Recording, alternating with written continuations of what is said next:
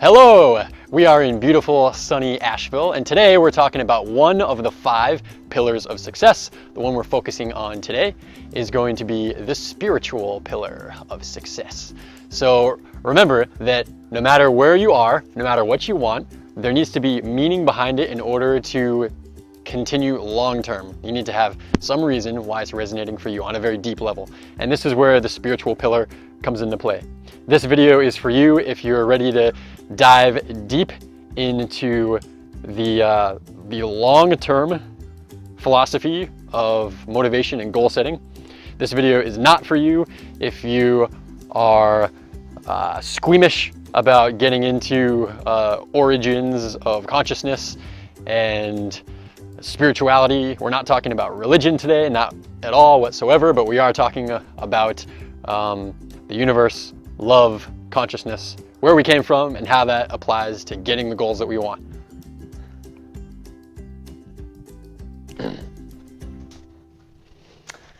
Hey guys, today we are talking about one of the 5 pillars of success. The pillar that we're talking about today is the spiritual component.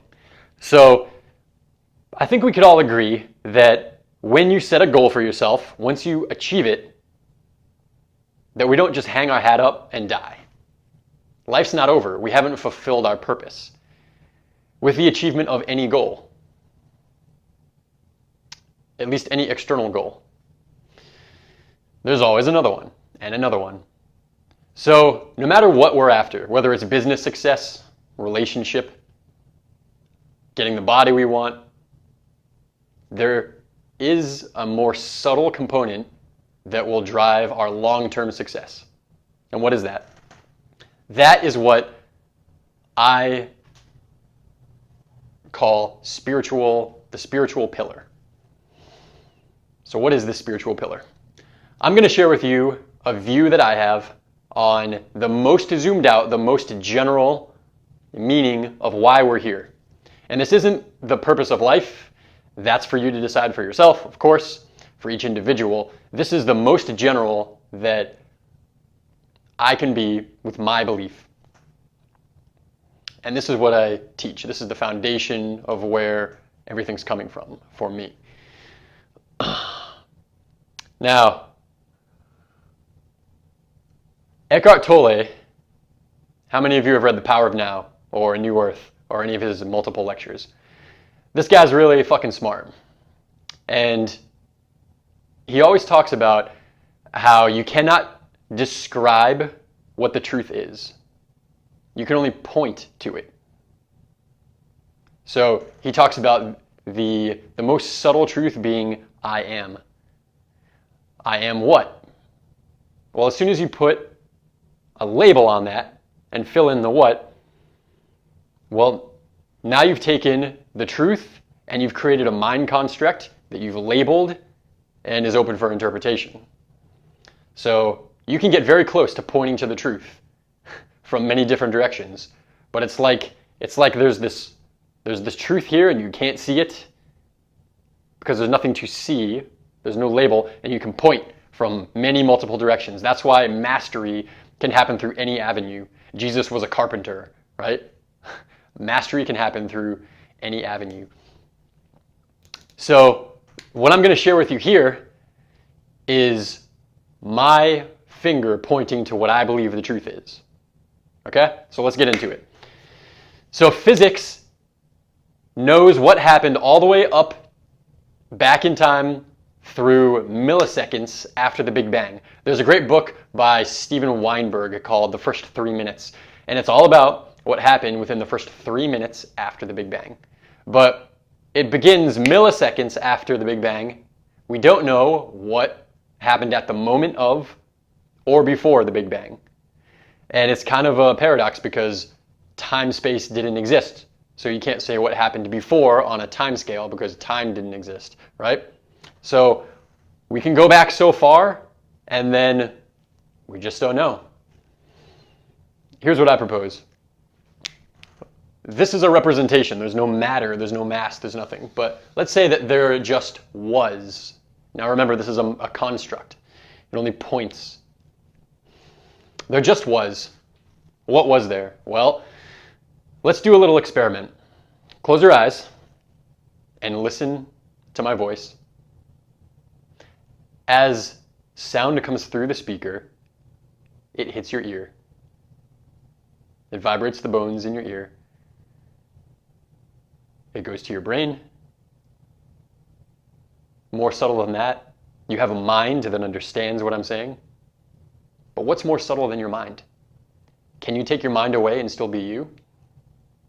Well, let's say that you were in a coma, for example. So your mind is not even active. And are you still you?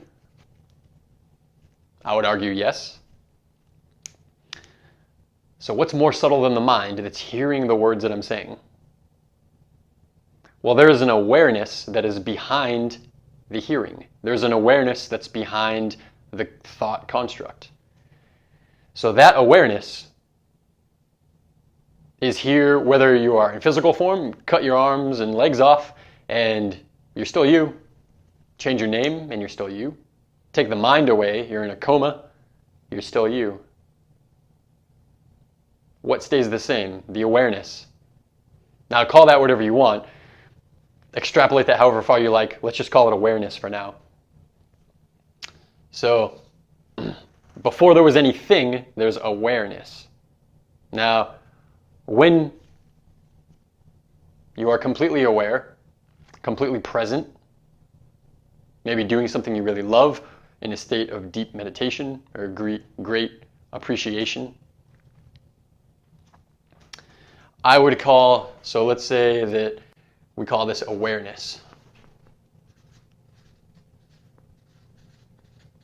Okay, now I would say that awareness is the same as consciousness. It's just semantics, right? Call it whatever you want.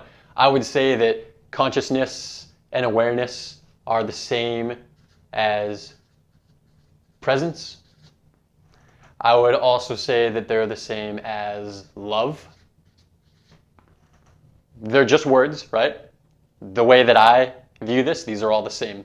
So what existed early on was this awareness, pure awareness, without any manifestation. So what the heck could be better than that? Why is there a universe? Why the hell would whatever created this universe, whether, I'm not saying a being created it or it's a product of science. I'm not saying any of that. I'm just saying wherever the universe came from, why is there anything here? Why not just stay pure awareness? Because pure awareness is pure love. It's pure presence. Isn't this what we're working towards anyway? Aren't we working towards being more present, more empathetic, more loving, more conscious? Well, we already fucking were, 100%. Why have any of this? There's a very good fucking reason for this, okay? Because there's one thing that's better than pure presence, awareness, and love. One thing that could possibly be better. And that's what I'm going to share with you. And that is, if you take this chunk of awareness and break it down, so instead of this, break it down into an infinite amount of pieces. Okay? An infinite amount of pieces. And take one of those pieces and give it free will. Free will.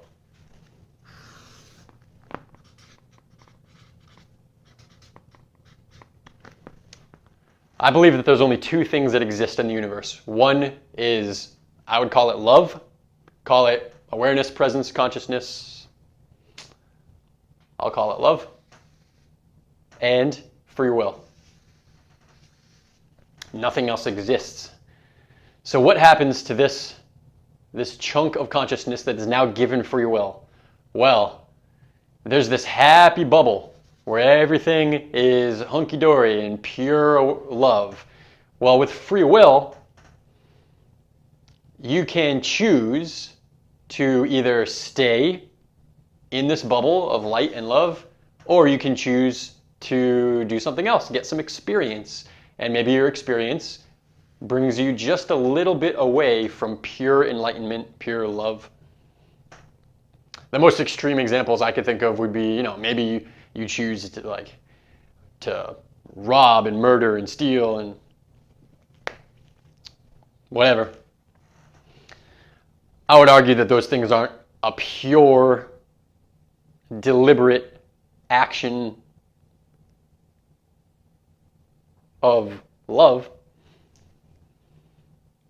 But I also won't say that they're bad. And because everything that exists within the created universe out here is all one. We all are this. It's just manifested out here. So you can choose through free will to move away from the source of love. And when you do that, this is what karma is. So it's like a rubber band. So imagine for a second that you take a guy like Hitler, okay? Everybody always wants to bring up these extreme examples, so let's just do it. So Hitler would make a choice. Let's take the most extreme examples, which would be the genocides.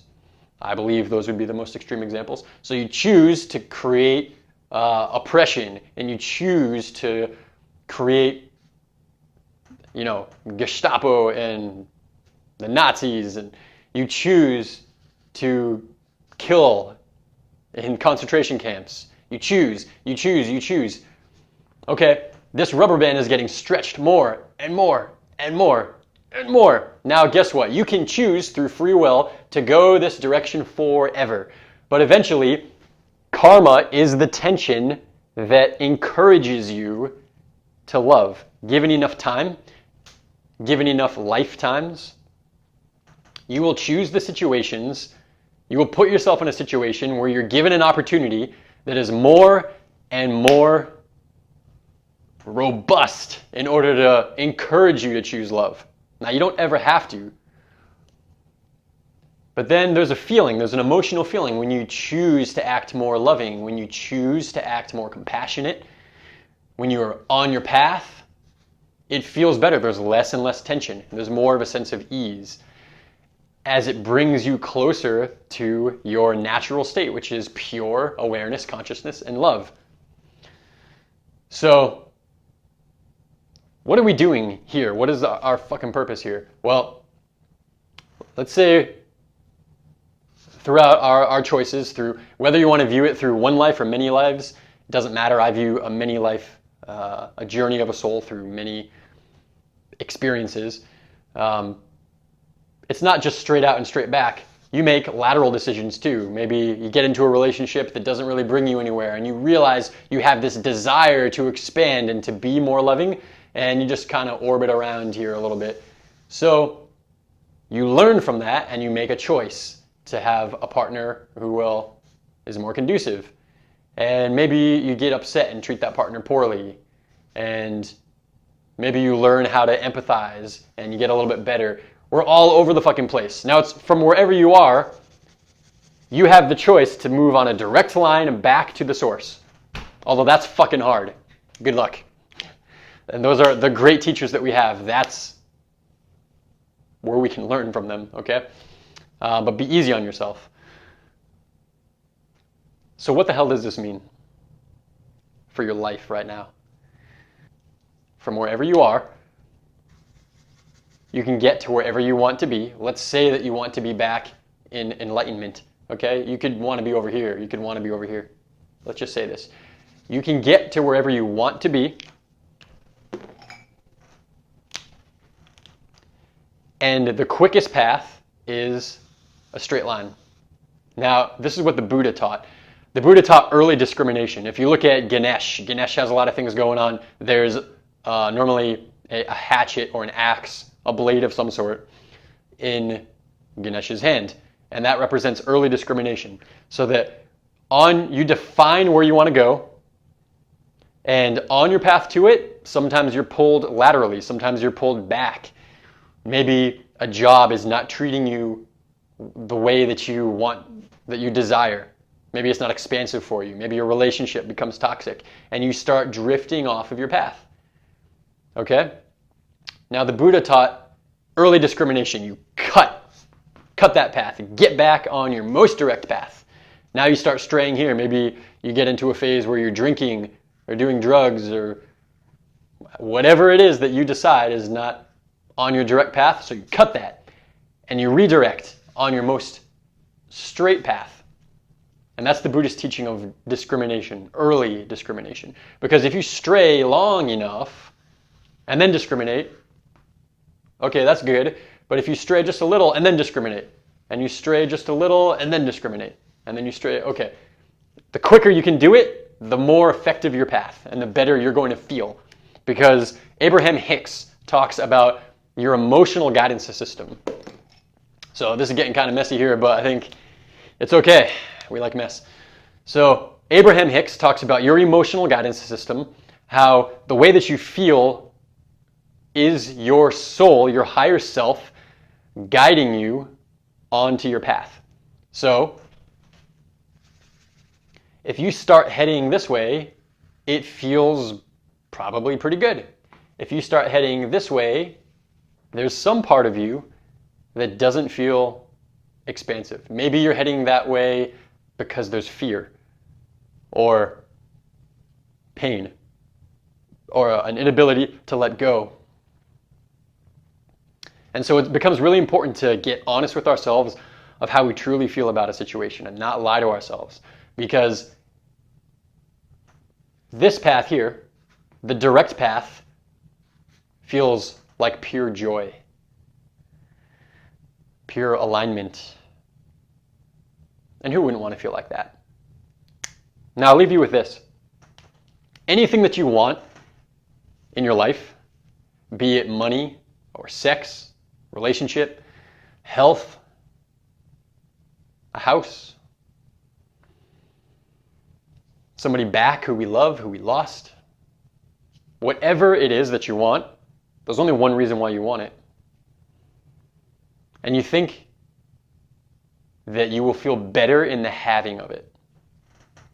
Notice what I said. You think you will feel better in the having of it. It's not the being better, it's the feeling better. We always want more money because we'll feel better when we have the money. At least we think we will. You want the perfect girlfriend or boyfriend, husband, wife, because you think it will feel good. Once you have that, it will feel better. So the key here is you don't need to have the thing in order to feel better. In fact, it works the other way. You can only have the thing once you do feel in alignment with it. So ask yourself this question. If it's true that in order to have what you want, you have to feel content without it as if you have it. Once you feel the way that you imagine you will feel once you have it, then it will come to you. If that's true, then instead of taking the actions we need to get something, the focus should be becoming the kind of person who has the thing. Okay?